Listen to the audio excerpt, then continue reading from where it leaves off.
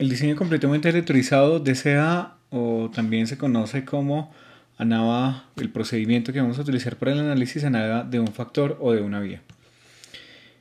Hay unas consideraciones previas antes de hacer un diseño experimental como un DCA. Primero hay que tener en cuenta unas ventajas y unas desventajas. Eso queda como tarea para ustedes consultarlo. ¿Cuáles son las ventajas y desventajas de usar un diseño completamente al azar? Otra de las consideraciones previas que hay que tener es que el uso del análisis de varianza y una prueba F para analizar este tipo de datos requiere el cumplimiento de unos supuestos, frecuentemente definidos como normalidad, homogedasticidad, independencia, aunque hay un par más como aditividad y bueno, hay otros que uno podría tener en cuenta. Sin embargo, digamos que lo más relevante en términos de supuestos está por acá. Eso va a ser abordado en otro capítulo. Hablando del principio de diseño experimental, es importante entender que si eventualmente yo tengo un área de experimentación, imagínense que esto puede ser un lote, ¿sí? Un rectángulo como un lote, donde tengo un número de tratamientos, por ejemplo 4 tratamientos, cada uno con 3 repeticiones. Entonces la asignación de las unidades experimentales se debe hacer de manera completamente aleatoria. Esto se hizo con una hoja de Excel. Se le asignaron números aleatorios y se definieron o se diferenciaron con colores. Pero esto podría ser de otra forma, es decir, podría tener otro patrón de dispersión o bueno, no sé. El punto es que las unidades experimentales en toda el área de experimentación van a ser asignadas de manera completamente aleatoria y esa es una cosa importante o de consideración importante en un DCA o diseño completamente aleatorizado. Sin embargo, pues no hay que olvidar que hay que hacer replicación. De hecho, no son 3, son 5 las réplicas. Se pueden ver acá, por ejemplo, 1, 2, 3, 4 y 5 réplicas para el tratamiento 2, igual 1, 2, 3, 4 y 5 para el tratamiento 1. La replicación es fundamental. Y seguramente en el montaje del experimento se debió haber tenido en cuenta el control local. Es decir, es muy importante para un diseño completamente al azar que toda esta área sea homogénea. Es decir, que las unidades experimentales que yo tenga acá sean homogéneas, que tengan las mismas características, para que no haya ruido en la respuesta.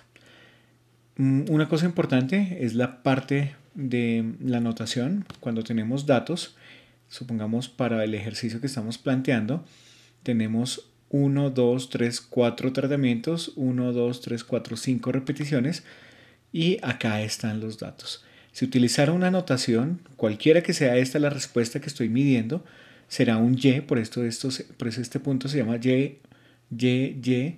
Los totales que tengo por acá también se llaman Y. Y11 entonces corresponderá al primer tratamiento de la primera repetición, 2,1 segundo tratamiento, primera repetición y así para todos. De tal manera que, por ejemplo, este es Y34, tratamiento 3, repetición 4. Los totales entonces se definirán con punto para las repeticiones donde hago la sumatoria, como Y1 punto, Y2 punto, 3 punto, 4 punto. Así el total general será Y punto punto. De manera general, cualquiera de estos elementos que equivaldrían a estos serán Y y J y cualquier total serán Y punto. El modelo. Lo que hacemos cuando hacemos el análisis de los datos es generalizar la respuesta Y y J, es decir, cualquiera de estas respuestas la generalizo en un modelo que nos diría que la respuesta de cualquier tratamiento de cualquier repetición es igual a mu más tau sub i más epsilon sub i j, donde pues esta es la respuesta, este es un efecto del promedio general, el efecto particular del tratamiento que corresponde a esta respuesta y un componente de error que definimos como error experimental. Las hipótesis a probar entonces están relacionadas con que el promedio de la primera población es igual al promedio de la segunda, al promedio de la tercera y así sucesivamente hasta el t tratamiento que tengamos. La hipótesis alterna es que uno de los tratamientos es diferente de otro. Escrito de esta manera es que un mu sub i es diferente de mu sub j para todo i diferente de j. Básicamente entonces contrastamos la hipótesis referida a que al menos uno de los tratamientos es diferente.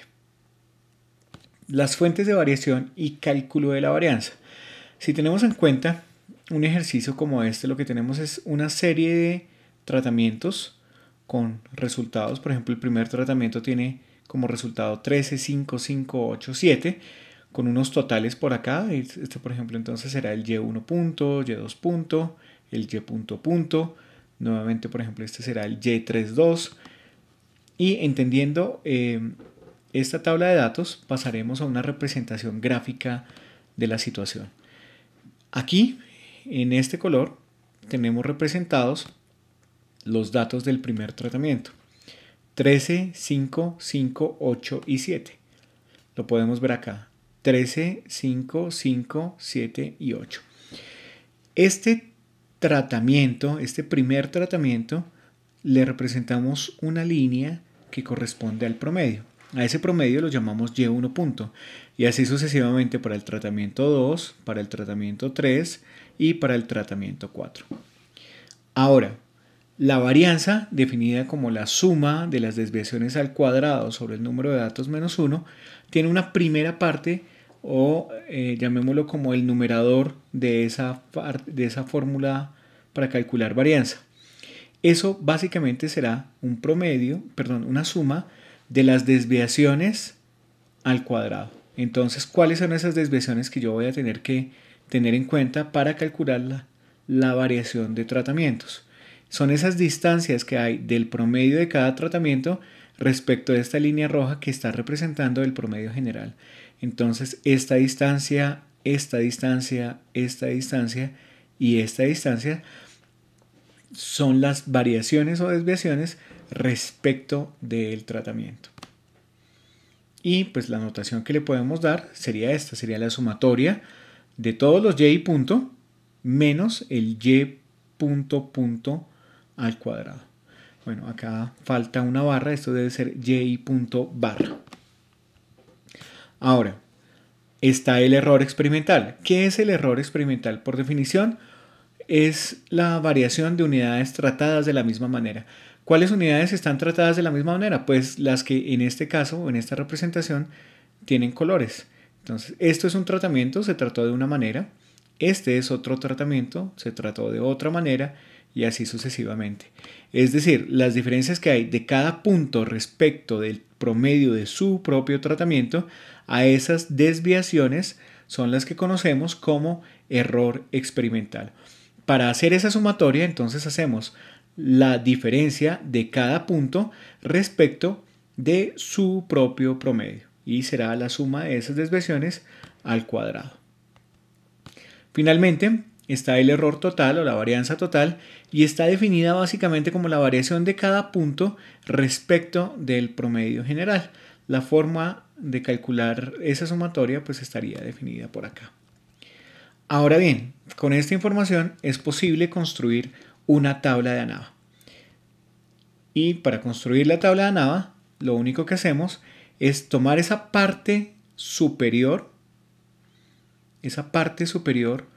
de la fórmula que calculábamos. Por ejemplo, en este caso tenemos la suma de cuadrados del error, del error total, es decir, definida más bien como la suma de cuadrados total.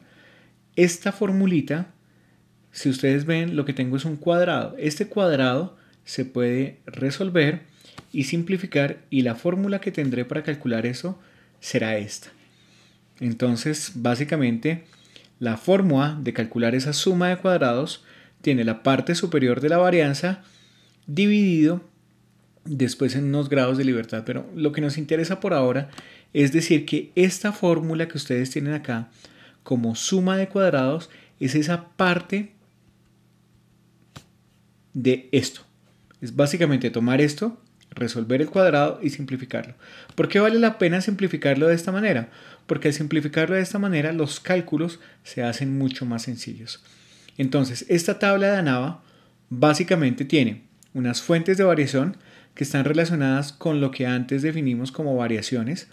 que son tratamiento, el error y el total. Cada una de esas tiene unos grados de libertad que están definidos con estos valores. Tienen una suma de cuadrados que son la parte superior de esa varianza que definimos ahora, y luego un cuadrado medio. El cuadrado medio está dado entonces por esa suma de cuadrados dividido sobre sus grados de libertad. Es decir, será el resultado de tomar este valor y dividirlo sobre este valor. Finalmente tengo la prueba F, donde la F es básicamente tomar este cuadrado medio y dividirlo sobre este. Cuadrado medio de tratamiento sobre cuadrado medio del error. Ahora bien, finalmente debemos hablar de una regla de decisión después de construir la nava. Y para eso vamos a tener esto. Cuando tengo el resultado de la prueba F, yo voy a tener valores de F representados en esta escala. Esta es la representación en particular para una F 10-20. Entonces, por una F 10-20, por acá adelante de 2, habrá un punto que definimos como punto crítico, y a la izquierda de eso yo caigo en la zona de no rechazo. ¿De no rechazo de qué? De la hipótesis nula.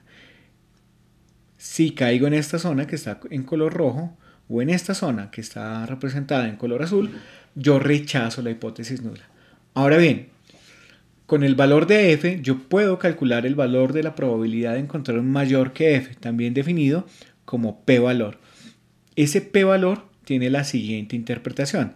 Si el p-valor es mayor que 0.05, estoy en la zona de rechazo, por ende diré que no rechazo la hipótesis nula, está relacionada con igualdad. Por ende, digo que aquí, si hay igualdad, pues definitivamente no hay diferencias. Pero si rechazo la hipótesis nula, estoy en esta parte y puedo decir que hay diferencias. Si esa probabilidad está entre 0.05 y 0.01, voy a decir que las diferencias son significativas y las resalto con un asterisco. Si ese valor es menor que 0.01, voy a denotarlo con dos asteriscos y voy a decir que las diferencias son altamente significativas. Ahora se utiliza una convención adicional que nos representaría un valor menor que 0.001 y usualmente se representa con 3 asteriscos. Ahora bien, luego de esto, pues puedo hacer la interpretación y conclusión de los resultados según la hipótesis que tenga y pues con el ejercicio en particular.